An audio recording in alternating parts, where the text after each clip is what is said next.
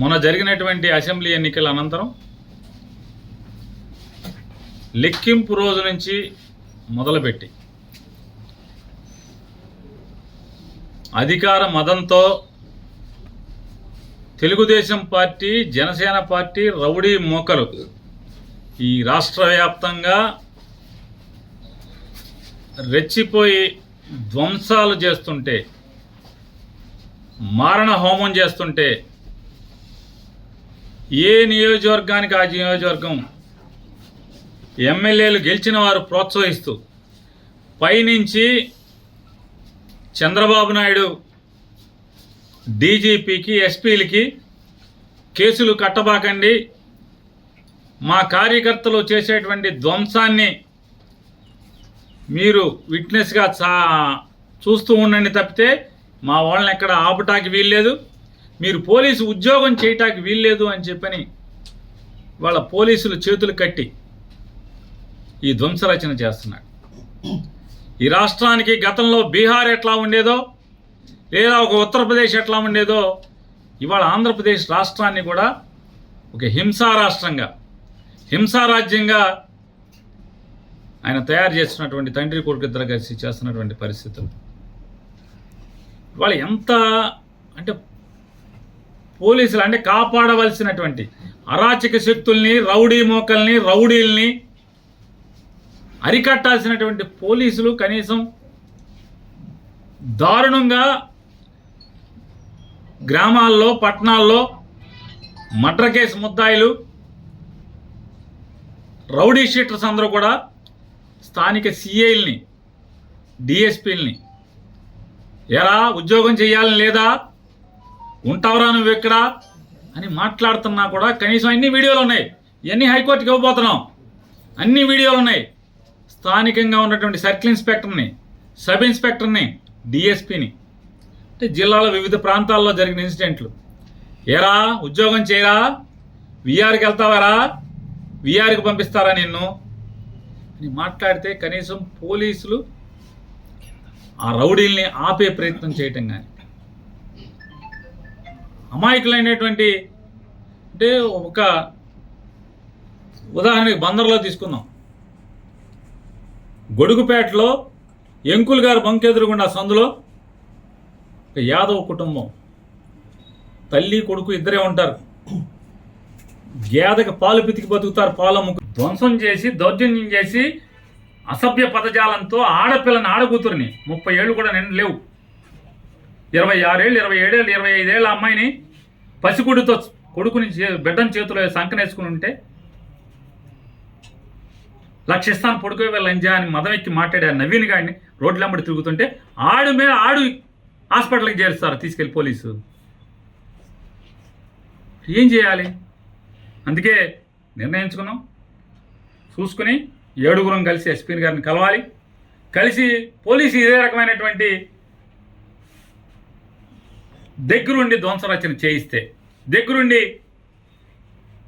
ఇళ్ళ మీద దాడులు, ఇళ్ళు ధ్వంసం చేసి మనుషుల్ని, ఆడవాళ్ళని, ఇంట్లో ఆడవాళ్ళని కిచక పర్వం చేస్తే, హత్యాయత్నాలు చేస్తే చేయగలిగేదేమో. మీరేం చేయలేనంటే ఇక మేము చేసేది మేము చేసుకుందామండి ఎస్పీ గారు, మేము చేసుకుంటాం అని చెప్పి ఎస్పీ గారిని అడగాలని చెప్పని కూడా ఇవాళ మేము సమావేశమైనటువంటి వైఎస్ఆర్ కాంగ్రెస్ పార్టీ నాయకులందరం కూడా అనుకున్నాం. అలాగే ఎవరైతే నిర్బంధంలో ఉన్నారో జోగి రమేష్ గారు కానూరులో నిర్బంధించారు, అట్లాగే అనిల్ గారిని కూడా బెజవాడలో నిర్బంధించారు, అట్లాగే వంశీ గారిని కూడా బెజవాడలో నిర్బంధించారు. ఖచ్చితంగా రేపో ఎల్లుండో అందరం కలిసి 7గురం కలిసి ఎస్పీ గారిని కలిసి, జిల్లా ఎస్పీ గారిని కలిసి ఖచ్చితంగా ప్రశ్నించదలుచుకున్నాం. ఈ రకంగా మీరు కనుక ఇంకా కొనసాగిస్తే, ఇక తిరుగుబాటు తప్పితే మా ప్రాణాలని, మా ఆస్తుల్ని, మా భార్యలు లేదా చెల్లెళ్ళు, తల్లుల యొక్క మాన ప్రాణాలు కాపాడుకోవాలంటే చేయగలిగేది ఏముంది? అంటే ఏం చెప్తున్నారంటే పోలీసు రక్షణతో మమ్మల్ని అందరినీ కూడా వైఎస్ఆర్ కాంగ్రెస్ పార్టీ వాళ్ళు ఊర్లు వదిలి వెళ్ళిపోవాలి. అలాగే హరిని ఒకడు పచ్చి నరహంతకుడు, ఆడది కనపడితే వడదు, మర్డర్ కేసు ముద్దాయి, మామూలు ముద్దాయి కాదు, డబ్బు కోసం అమ్మాయిని కిడ్నాప్ చేసి ముక్కలుగా నరికి తెలంగాణ తీసుకెళ్లి తెలంగాణ శ్మశానంలో కాల్చినటువంటి ముద్దాయి. ఆడి ఫేస్బుక్లో పోస్టింగ్లు పెడుతున్నాడు. ఒక దళిత కుర్రాడు బైపాస్ రోడ్డుకి సంబంధించినటువంటి హేమా నాని అనే ఒక దళిత కుర్రాడు మీద పోస్టింగ్లు పెడుతున్నాడు. అతను భయపడి పారిపోయాడని చెప్పని, అరే నువ్వు పారిపోయావరా, నువ్వు బందర్ మీద ఎప్పుడు వస్తే అప్పుడు నీకు దండేయటమే. బహిరంగంగా పోలీస్ కంప్లైంట్ ఇచ్చాం వాళ్ళ అమ్మా నాన్న. చర్యలు లేవు. ఎస్పీ గారు చర్యలు లేవు. హరి ఆడిపోయారు, నల్ల హరి అంటారు. ఈ రకంగా ఎవరెవరైతే ఇవాళ పొద్దు నుంచి ఇవాళ ఎమ్మెల్యేలందరం కూడా, మాజీ ఎమ్మెల్యేలందరం కూడా కూర్చుని అసలు ఏంటి పోలీస్ వ్యవస్థ దగ్గరుండి ఇలా దాడులు చేయిస్తుంది, ధ్వంసం చేయిస్తుంది, కత్తిపోట్లకి అంటే అత్యాయత్నాలు చేస్తుంటే పోలీసులు సాక్ష్యాలు ఉంటున్నారు దగ్గరుండి, ఏం మాట్లాడట్లేదు, నిమ్మకు నీరెత్తినట్టు ఉంటున్నాం, వాళ్ళే ప్రోత్సహిస్తున్నట్టుగా ప్రవర్తిస్తున్నారని చెప్పని ఏంటి అసలు ఏం జరుగుతుందని మేము ఎమ్మెల్యేలందరం కూర్చుని మాట్లాడుకుంటాకి జిల్లాలో ఉన్నటువంటి మాజీ ఎమ్మెల్యేలందరం కూడా కూర్చుందామంటే మీరు వెళ్ళకూడదు మీటింగ్కి. జోగి రమేష్ని నిర్బంధించారు, పామర్ అనిల్ని నిర్బంధించారు, వంశీని నిర్బంధించారు. వీళ్ళని కూడా నిర్బంధిస్తే దాటుకుని మీ ఇష్టం వచ్చింది చేసుకోండి అని చెప్పి నడుచుకుంటా ఊరి చివరికి వస్తే చివరికి అప్పుడు వేరే కార్లు వేసుకుని రావాల్సిన పరిస్థితి. అంటే మీరు ధ్వంసం చేసే వాళ్ళని, దాడులు చేసే వాళ్ళని, కిరాయి మోకల్ని, అల్లరి మోకల్ని, రౌడీ మోకల్ని కంట్రోల్ చేయరు.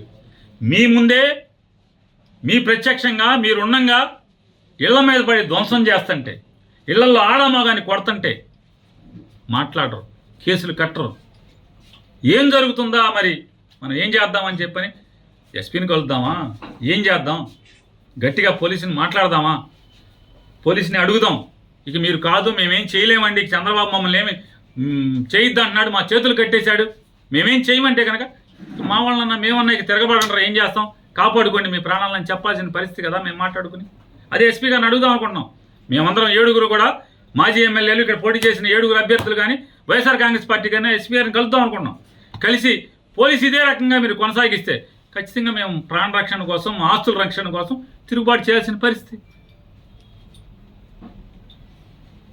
పోలీసు ఇలాగే కనుక కొనసాగిస్తే, పోలీసులు ఇలాగే దౌర్జన్యకాండని మీరు ప్రోత్సహిస్తే ఏం చేయాలి మరి? చూస్తూ ఊరుకోలేం కదా.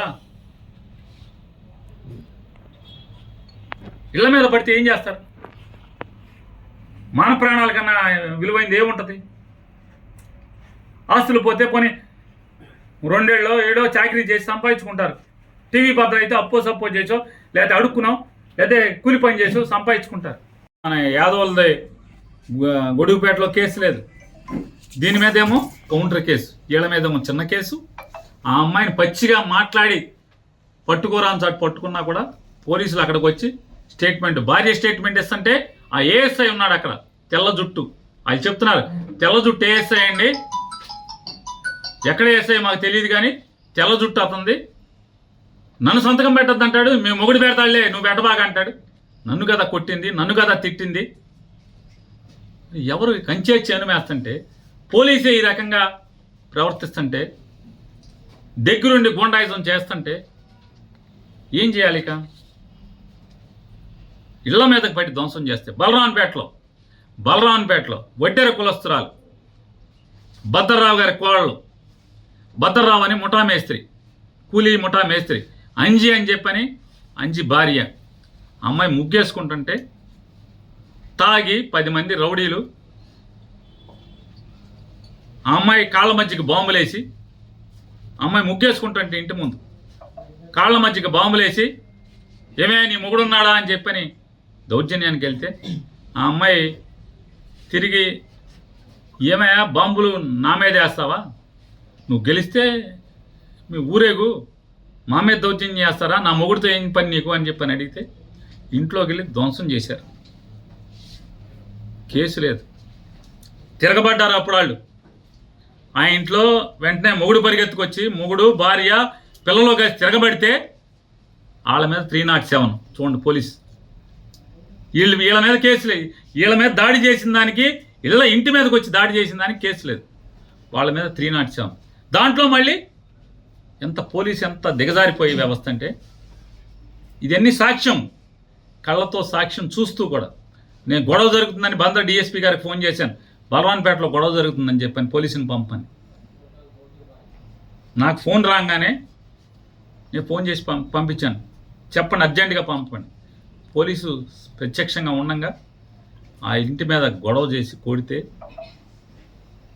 పోలీసు ఉన్నా కూడా ఏం పట్టించుకోకపోతే, వాళ్ళు తిరగబడితే, ఆత్మరక్షణ కోసం తిరగబడితే 307 వీళ్ళు కేసు లేదు. ఎస్పీ గారు ఇవన్నీ మీరు నోట్ చేసుకోండి. ఎంత బరి తెగింపు! మీరు మేము వచ్చి మిమ్మల్ని కలుస్తాం, కలిసాక కూడా మీరు మేమేం చేయలేమండి, చంద్రబాబు మమ్మల్ని ఏం చేయొద్దనని మీరు చెప్పేశారనుకోండి, ఇంకా సంఘాలు జరుగుతున్నాయి, మా మీద దాడులు జరుగుతున్నాయి, చేయగలిగేది ఏముంది? అందరిళ్ళలో కారాలు ఉంటాయి, అందరిళ్ళలో కత్తిపేటలు ఉంటాయి, ఏం చేయగలరు? తిరుగుబాటేగా ఇళ్ల మీదకి వచ్చి. పోనీ మేమేమన్నా ఎవడన్నా తాయి గొడవకి వెళ్తే పోనీ కొట్టారంటే అర్థం ఉంది. ఇంట్లో ఉంటే, ఓడిపోయి ఇంట్లో ఉంటే కార్యకర్తలు ఎవడెవడైతే బలంగా పనిచేశాడో వైఎస్ఆర్ కాంగ్రెస్ పార్టీ కోసం వాళ్ళ మీద దాడులు చేయటం, బరి తెగించి ఇళ్ళకెళ్ళి ధ్వంసం చేస్తుంటే, దౌర్జన్యకాండ చేస్తుంటే, పోలీస్ ప్రేక్షక పాత్ర సాక్ష్యం ఉండి పక్క నుండి చేయిస్తుంటే ఎక్కడికి తీసుకెళ్తున్నారనేది కూడా ఆలోచించుకోమని చెప్తూ, ఖచ్చితంగా రేపు కానీ ఎల్లుండి కానీ ఎస్పీ గారు అపాయింట్మెంట్ అడిగి 7 కూడా మేము ఎస్పీ గారిని కలిసి ఆయన్ని మాట్లాడదాం అనుకుంటున్నాం. ఇవన్నీ కూడా అంటే ఇప్పటికైనా డీజీపీ గారిని కూడా గట్టిగా డిమాండ్ చేస్తున్నాం. ఈ రకంగా మీరు ధ్వంసరచన చేస్తే, దగ్గరుండి పోలీసు ఇలా చేస్తే, మళ్ళీ ఇంకా పత్తిత్తి కబుర్లు చెప్తాను చంద్రబాబు నాయుడు, వైఎస్ఆర్ కాంగ్రెస్ పార్టీ వాళ్ళు కొడుతున్నారంటే, ఇంతకన్నా పచ్చి పాపం ఇంకేమన్నా ఉంది?